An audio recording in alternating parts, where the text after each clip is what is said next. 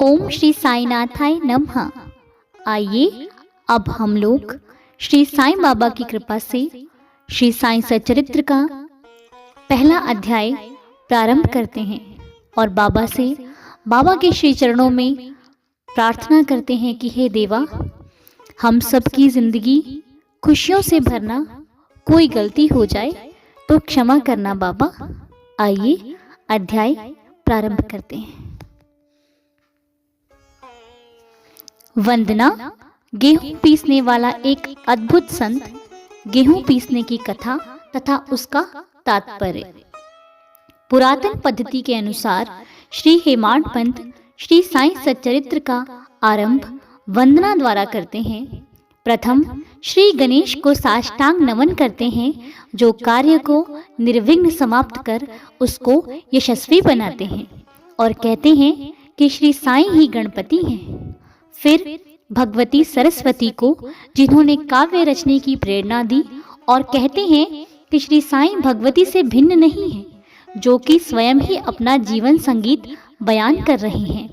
फिर ब्रह्मा, विष्णु और महेश को, जो क्रमशः उत्पत्ति, स्थिति और संहार करता है, और कहते हैं कि श्री साईं और वे अभिन्न हैं।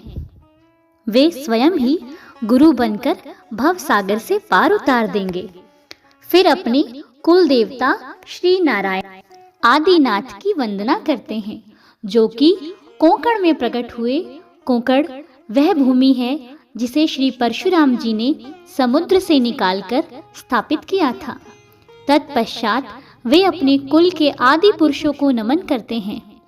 फिर श्री भारद्वाज मुनि को, जिनके गोत्र में उनका जन्म हुआ, पश्चात उन ऋषियों को, जैसे याज्ञवल्क्य, भृगु, पराशर, नारद, वेदव्यास, सनक सनंदन, सनत कुमार, शुक शौनक, विश्वामित्र, वशिष्ठ, वामदेव, जैमिनी, वैशंपायन, नवयोगेंद्र इत्यादि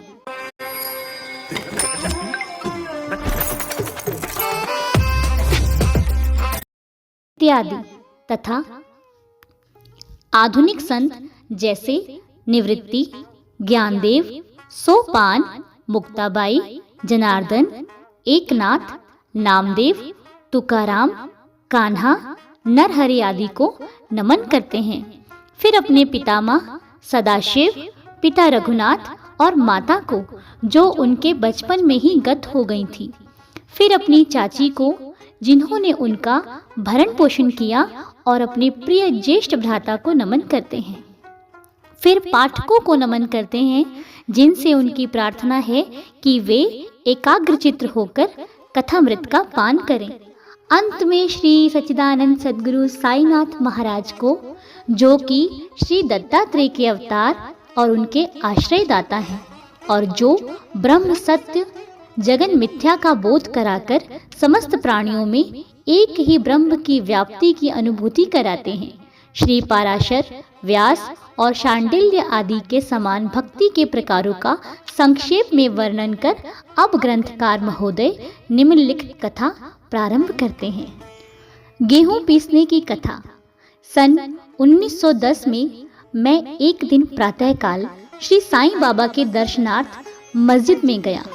वहां का विचित्र दृश्य देखकर मेरे आश्चर्य का ठिकाना ना रहा कि साईं बाबा मुंह हाथ धोने के पश्चात चक्की पीसने की तैयारी करने लगे। उन्होंने फर्श पर एक टाट का टुकड़ा बिछा उस पर हाथ से पीसने वाली चक्की रखी। उन्होंने कुछ गेहूं डालकर पीसना आरंभ कर दिया। मैं सोचने लगा कि बाबा के चक्की पीसने से क्या लाभ है। उनके पास तो कोई है भी नहीं, और वे अपना निर्वाह भी भिक्षावृत्ति द्वारा ही करते हैं। इस घटना के समय वहां उपस्थित अन्य व्यक्तियों की भी ऐसी ही धारणा थी, परंतु उनसे पूछने का साहस किसे था। बाबा के चक्की पीसने का समाचार शीघ्र ही सारे गांव में फैल गया, और उनकी यह विचित्र लीला देखने हेतु तत्काल ही नर नारियों की भीड़ मस्जिद की ओर दौड़ पड़ी। उनमें से 4 निडर स्त्रियां भीड़ को चीरती हुई ऊपर आईं और बाबा को बलपूर्वक वहां से हटाकर उनके हाथ से चक्की का खूंटा छीनकर तथा उनकी लीलाओं का गायन करते हुए उन्होंने गेहूं पीसना प्रारंभ कर दिया। पहले तो बाबा क्रोधित हुए